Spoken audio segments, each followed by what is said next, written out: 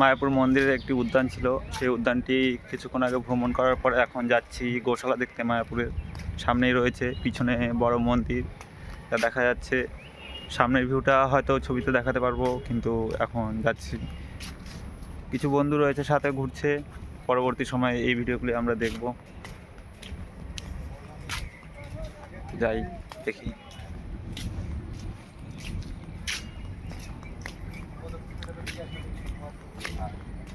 পিছনে মন্দির, গুরুকুল এটা কোথায়? এই তো